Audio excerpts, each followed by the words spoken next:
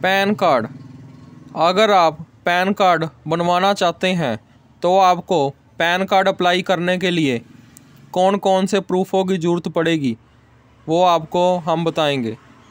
अगर आपने पहले कभी भी पैन कार्ड के लिए अप्लाई नहीं किया है या आपके पास पहले कभी भी पैन कार्ड नहीं है तो आपको नया पैन कार्ड अप्लाई करने की एप्लीकेशन देनी है। पैन कार्ड एप्लीकेशन देने के लिए आपको आधार कार्ड कंपलसरी है। बिना आधार कार्ड के पैन कार्ड अब नहीं बनाया जा सकता। उसके लिए आपको आधार कार्ड और 2 फ़ोटो लेकर जाना है और अप्लाई करना है।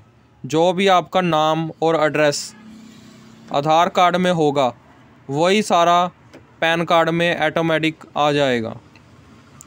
और अगर आपने पहले कभी पैन कार्ड बना रखा है और आप उसमें करेक्शन करवाना चाहते हैं तो वो करेक्शन भी पैन कार्ड में हो सकती है। उसके लिए आपको नया पैन कार्ड बनवाने की ज़रूरत नहीं है।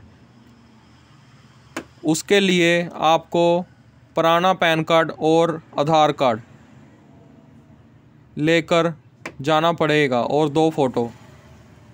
और जो भी करेक्शन आपको करवानी है उस करेक्शन के लिए आपको अप्लाई करना पड़ेगा, जिससे कि आपका पैन कार्ड ठीक होकर आपको नया पैन कार्ड रीप्रिंट होकर मिल जाएगा।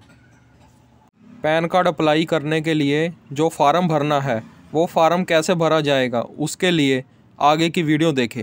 और फार्म डाउनलोड करने के लिए वाला जो फॉर्म है आप ब्लैक इंक से फिलअप कीजिए और सभी लेटर जो है कैपिटल में लिखिए। ठीक है, ब्लैक इंक से फिलअप कीजिए और सभी लेटर कैपिटल में लिखिए। तो गाइस पहले तो यहाँ पर आपको एक फ़ोटो लगाना पड़ेगा ये वाला पोर्शन में जहाँ पर मैं माउस का जो कर्सर है दिखा रहा हूँ। ठीक है, तो यहाँ पर आपको एक फ़ोटो लगाना पड़ेगा और यहाँ पर आप अपना सिग्नेचर यहाँ पर कर दीजिए। ठीक है, और यहाँ पर लेफ़्ट साइड में भी आपको एक फ़ोटो लगाना पड़ेगा ये वाला पोर्शन में। एक पासपोर्ट साइज फ़ोटो आपको लगाना पड़ेगा और साइन और left thumb impression across this photo, मतलब कि ये यहाँ पर आपने जो फ़ोटो लगाएंगे उसके ऊपर से ऐसे आपको एक सिग्नेचर करना पड़ेगा। उसके ऊपर से ऐसे लेफ्ट से राइट से आपको सिग्नेचर करना पड़ेगा। ठीक है, और फिर आप यहाँ पर आ जाइए फुल नेम में। तो यहाँ पर आप सिलेक्ट कर लीजिए जो भी प्रेफिक्स है, श्री है या फिर श्रीमती या फिर कुमारी या फिर मिस। ठीक है, तो यहाँ पर मैं तो श्री हूँ तो मैं श्री में टिक कर दिया। और आपका लास्ट नेम पहले आपको लिखना पड़ेगा, लास्ट नेम और सरनेम जैसे कि आप देख पा रहे हो यहाँ पर लिखा है। ठीक है, तो यहाँ पर मैंने त्रिवेदी लिख दिया क्योंकि मेरा नाम सुमित त्रिवेदी है तो मैं यहाँ पर त्रिवेदी लिख दिया। उसके बाद फर्स्ट नेम यहाँ पर लिखना पड़ेगा, तो फर्स्ट नेम में मैं मेरा नाम सुमित लिख दिया। और मेरा क्योंकि कोई मिडिल नेम है नहीं तो मिडिल नेम मैं नहीं लिखूँगा। अगर आपको कोई मिडिल नेम है तो आप मिडिल नेम यहाँ पर लिख दीजिए। ठीक है, और आपका पैन कार्ड में कौन सा नाम प्रिंट हो आप यहाँ पर लिख दीजिए जो भी नाम आपको चाहिए। ठीक है, तो आपका जो ओरिजिनल नेम है वही लिख दीजिए यहाँ पर, जैसे कि मैं लिख दिया सुमित त्रिवेदी। ठीक है, ये वाला नाम ही पैन कार्ड में प्रिंट होगा। ठीक है, और उसके बाद यहाँ पर देखिए क्या लिखा है, have you ever been known by any other name, मतलब कि आपका दूसरा कोई नाम है कि नहीं। तो मैंने कहा कि नहीं, मेरा दूसरा कोई नाम नहीं है, तो मैं नो में टिक कर दिया। ठीक है, और उसके बाद यहाँ पर आपको जेंडर, आपका जेंडर क्या है यहाँ पर आप टिक कर दीजिए। अगर आप मेल है तो मेल में टिक कर दीजिए या फिर फीमेल में टिक कर दीजिए अगर आप फीमेल हो तो उसके बाद आपका डेट ऑफ बर्थ यहाँ पर आप लिख दीजिए। ठीक है, यहाँ पर डे, मंथ और ईयर के फॉर्मेट में। तो यहाँ पर मैंने लिख दिया मेरा डेट ऑफ बर्थ, आप भी आपका डेट ऑफ बर्थ यहाँ पर लिख दीजिए। और डिटेल्स ऑफ पेरेंट्स, ये वाला फील्ड जो है applicable only for individual applicants, मतलब कोई बिजनेस के लिए या फिर कोई फ्रेम के लिए अगर अप्लाई कर रहे हो तो ये वाला पार्ट उन लोगों के लिए नहीं है। तो अगर कोई इंडिविजुअल एप्लीकेंट है तो उसका फादर का नाम यहाँ पर आपको डालना पड़ेगा। पहले तो यहाँ पर आप सरनेम लिख दीजिए। ठीक है, जैसे कि आप लिखा है यहाँ पर लास्ट नेम और सरनेम, तो यहाँ पर मैं लिख दिया त्रिवेदी। और उसके बाद फर्स्ट नेम आपको यहाँ पर डालना पड़ेगा ये वाला पोर्शन में, तो यहाँ पर लिख दिया जो फर्स्ट नेम है शशांक को। उसके बाद मिडिल नेम जो है यहाँ पर मैंने लिख दिया मेरा पापा का, शेखर। ठीक है, तो ऐसे फर्स्ट नेम पहले तो लास्ट नेम लिखना है, उसके बाद आपको फर्स्ट नेम लिखना है। ठीक है, और उसके बाद मिडिल नेम लिखना है जो कि आपका पापा का नाम है। ठीक है, और मदर्स नेम जो है वो ऑप्शनल है, आप दे भी सकते हो या फिर छोड़ भी सकते हो। ठीक है, और यहाँ पर देखिए क्या है, select the name of either father और mother which you may like to printed on PAN card. तो आप कौन सा नाम प्रिंट करना चाहते हो आपका पैन कार्ड में। अगर आप चाहते हो कि आपका फादर का नाम जो है प्रिंट हो पैन कार्ड में तो फादर नेम यहाँ पर टिक कर दीजिए। और अगर आप चाहते हो कि आपका मदर्स नेम प्रिंट हो पैन कार्ड में तो यहाँ पर टिक कर दीजिए। अगर आप कुछ भी टिक ना करते हो तो बाय डिफ़ॉल्ट आपका पापा का नाम ही प्रिंट हो जाएगा। तो उसके बाद आपका एड्रेस आप यहाँ पर लिख दीजिए, ठीक है।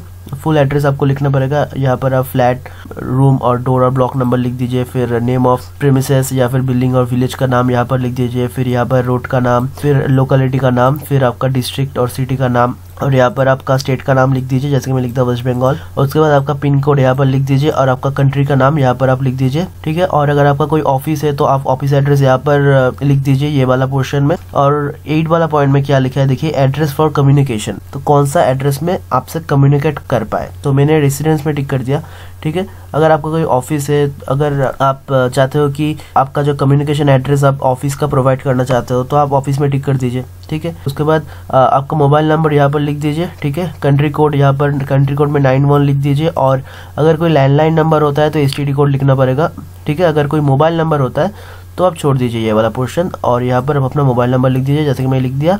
और उसके बाद यहाँ पर आप अपना ईमेल आईडी यहाँ पर डाल दीजिए।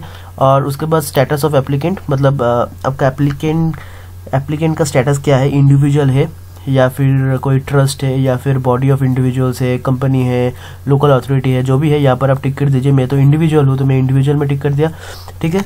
और उसके बाद अगर देखिए क्या लिखा है, registration number for company, films और LLP एटसेट्रा। अगर आप कोई कंपनी और फिल्म्स के लिए अप्लाई करते हो तो आपको रजिस्ट्रेशन नंबर यहाँ पर डालना पड़ेगा, ठीक है, नहीं तो आप छोड़ दीजिए।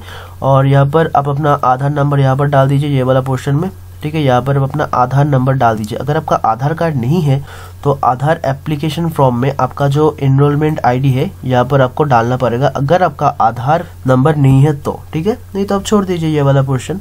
और आपका आधार में क्या नाम है, आपका आधार कार्ड में जो नाम लिखा है वो वाला नाम यहाँ पर आप डाल दीजिए। तो मेरा आधार कार्ड में मेरा ही नाम लिखा है सुमित त्रिवेदी, तो वही मैं डाल दिया।